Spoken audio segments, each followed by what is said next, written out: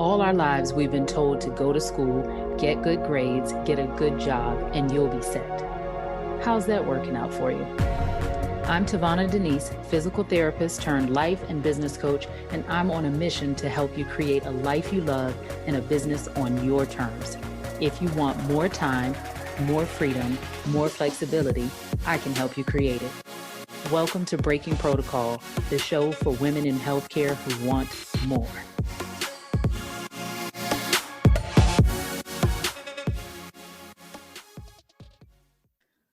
Oh man, you missed it. We had a blast at the member meetup yesterday for the Thrive Network. And so I think this is something that we're going to do on a monthly basis. And if you want to be a part, make sure you are in the Thrive Network. All you have to do is go to TaVonaDenise.com/Thrive, and we will get you in there. Make sure you have access to all the details of all of the future events. But what was interesting about what happened yesterday was I asked the attendees a simple question. Who is your ideal client? Because the purpose of the meetup is to find out who's in the group, who was in the room, so that we can truly collaborate and support one another. And it's so much easier for me as a connector if I know who you're looking for, then I can do these email introductions, which I do all the time, or I can send resources. It's just easier all the way around, even for me, right? So I wanted to know who was everyone's ideal client. And it was fascinating to watch how people chose to answer that question, because they would say things like, I'm a generalist. I don't want to be stuck in a box. I see people from the cradle to the grave. I see this person and that person. And sometimes, it was all over the place. And the interesting thing about that is sometimes people rambled on and on and on and on. And I felt myself struggling to maintain concentration. One, if I can't concentrate on it, I'm not going to remember it. So I thought that was fascinating. And then we talked about, what do you need? And some people were just saying, I'm overwhelmed. I feel scattered. I feel all over the place. And we're going to talk about why that's happening today and how to truly protect your energy as you build your business. Because I think a lot of us carry some of that employee mentality into entrepreneurship. And what I mean by that is when we're employees, we do what we're told. We see whoever we've been told to see. When I would go into the clinic, I would walk in, I would have however many patients on my list. They put whomever, wherever, right? So I just showed up and I saw whoever. That made me a generalist. Patients were fed to me. I didn't have to go get them. I just saw whoever was on the docket, right? But when we get into a space of having our own business, at least for me, and I'm assuming the same is true for you, that you got into business to have a bit more autonomy, a bit more freedom, a bit more control, right? And so I think it's interesting that we take this mentality of we have to show up and see whoever when we run our business. And then we complain that we're overwhelmed, that we're exhausted. And sometimes I even see people hold themselves back from growth. I see people hold themselves back from even getting started just by the anticipation of being overwhelmed. Not the reality of being overwhelmed, this anticipation of being overwhelmed or exhausted.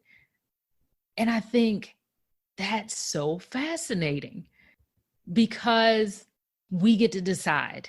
And I hope that today I help you see a few ways why this is happening and how you can get past that. Because why would a person leave a job that is thought to be secure, where they didn't have to do anything but show up and do their work and go home? Sometimes they have to take the notes home, but you don't have to do the marketing, the sales, all of the other paper. Like, why would a person leave that situation to go put on all the hats and not see the types of people that they want to see? So when we do that, when we take that employee mentality into our business, it leads to that fatigue. It can lead to burnout, even as a business owner. And we wonder why we hold ourselves back from growing. And we say, this is for the birds, right? But I also think that it's from a feeling of lack, a feeling of, if I don't take everyone, if I don't say yes to everyone, then I won't have enough clients or won't have enough patients. And I'll address that in a few. But as I said, as a business owner, you get to decide. It's not who bumps into your business, as one of my mentors says. Like when we hang up our shingle, whether it be a real shingle or a virtual shingle saying I'm open for business, sometimes people are naturally going to be, oh, there's a physical therapist, there's a wellness coach. Let me go check them out. But in the space of entrepreneurship, we can hang the shingle up and people can see the sign, but it's really up to us. If you are going to design a business that you love, that supports a life you love, that you be selective in who you work with, because our energy at times can come from our work. A number of us mentioned that we're empaths, and that exchange of energy can be very draining to us. And so it's very important that as you build your business, you protect your energy.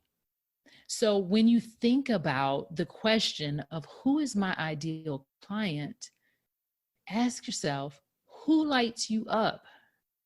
If you had a full practice of this person, who would you love to see day in and day out? What type of person? Not necessarily just their age, but what is their personality like? What is their spirit like, right?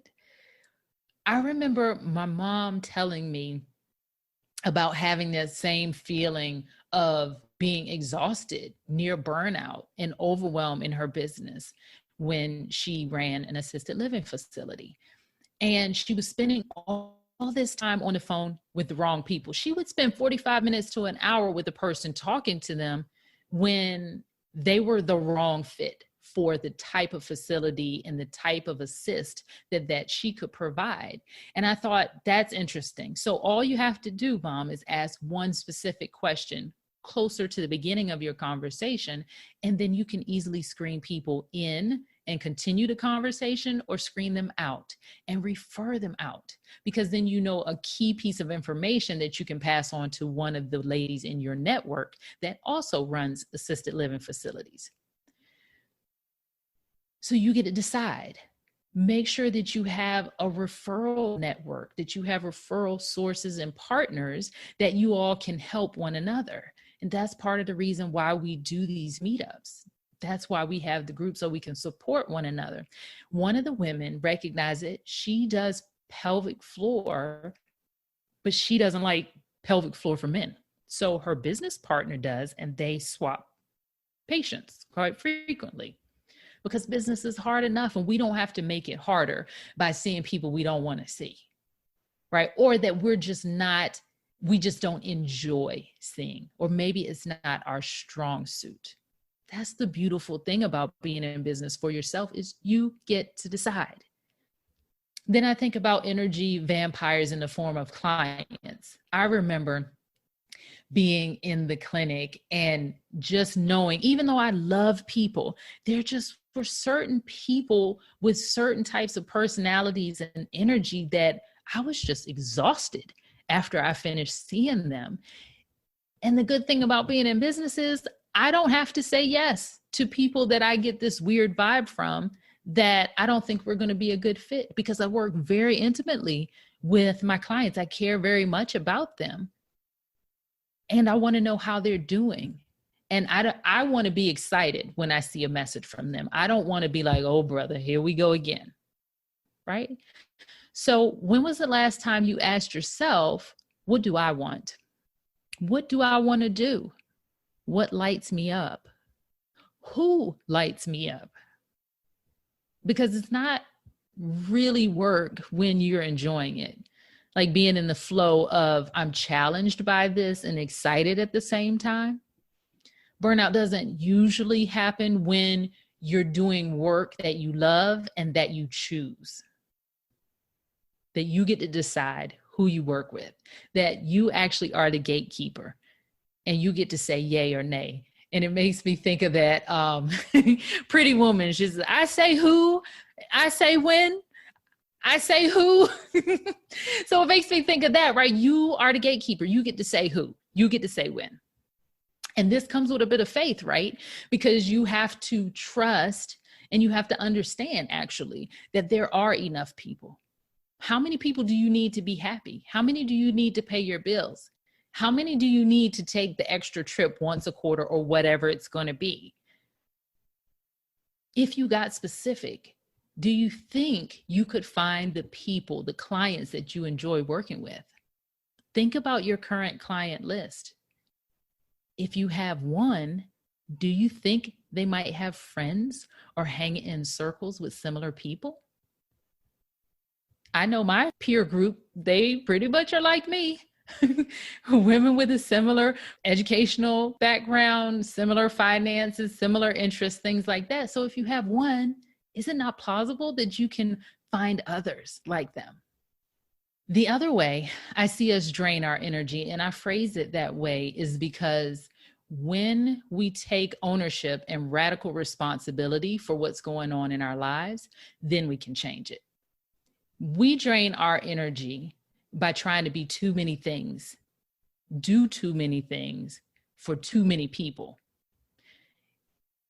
It's important that we be good stewards of our resources of time and money and energy. On the last episode, we talked about money, but what about time? And what about energy? Because time is the only resource we can't get back. We can make more money. We can't make more time. And energy is one of those funny ones too. Nina Simone said, you will use up everything you've got trying to give everybody what they want. So what do you want? This brings me to the question that people go back and forth on sometimes in terms of to niche down or not to niche down. And I know you're a helper. I'm a helper. We love helping people. And I know you're pretty smart. I'm pretty smart. I know a lot of things. You know a lot of things. So the temptation can be, well, I can do it. But then my question always back to you is, but should you? Do you want to? Right? Just because you can do it, should you? Are you the best suited to help the people that you're trying to serve? Like, can you truly help all the people? I know I can't. So what if it would be helpful to refer some of those people out that you maybe are not the strongest suited to help them? And in turn, it comes back to you where that person's like, oh, okay, I know somebody that loves whatever it is that you do, and then they can send them your way. So then sometimes the question becomes, well, what if you like to do multiple things and you don't want to be locked in or you get bored? And I get it, because call me a commitment phobe or whatever. I like a lot of stuff. I have a lot of interests. So what you can do in that case is find a specific group of people that often have multiple challenges or problems that you can help solve. That way you're still specific in that, let's say, for example, you are a health or wellness coach for women going through menopause. That demographic, even though it's specific, like they're women going through menopause, that could span several years, right? They have specific challenges. Many of them are also empty nesters, even though you may not describe them that way. But it allows you to talk about multiple things, but in that context. So anytime anybody comes across someone that's going through menopause, they're going to think about you. But once that person's in front of you, that person has multiple things that they could be dealing with. So it keeps it interesting. And if you haven't quite figured out what your niche is, maybe it's because you're in a season of yes. I often ask my clients that are really struggling with niching down, especially if they're in the beginning. I say, well, okay, give yourself some space and grace and compassion. You're in a season of yes. How about you just say yes to all the opportunities and make sure that you understand what you are to be walking away from? Is it learning a new skill? Is it just checking it off the box to see, do I like doing this? Is it to have some credibility? Is it to test your services? Sometimes when you're in the beginning, a lot of people will hold themselves back from even starting because they want to get it right. They want to pick the right avenue first and then get started. And sometimes I would say if you're in the season of yes, which is usually in the beginning, you just start and you accept any opportunity that you can find or that's presented to you so that you can say, been there, done that, got the t-shirt, love it, or I don't like it, but I at least get real world feedback and experiences. And then you have people that also have experienced your work. And even if you don't end up working with that specific type of person, they know the caliber of your work, the caliber of person that you are, and they can still refer people to you. So it's still better to get started because in that instance, you're still helping people and you still have the ability to make money rather than sitting back and thinking about and pontificating over what's the best route to take. Meanwhile, you're not making any money, you're not helping anybody, you're not getting any more experience. Like, here's an example, going to the mall, going to a store. When you go to the store, you might have an idea of what you want to try on, but maybe you don't. And you're just in the store and you start trying various things on. Oh, this one doesn't fit right in the shoulders. Or, oh, these jeans are cute, but when I sit down, right? So maybe that's what you do in the beginning. And as you get more experience in working with people, then you realize, no, I don't like working with this type of person. So sometimes you just have to kiss a bunch of frogs to get to your prince.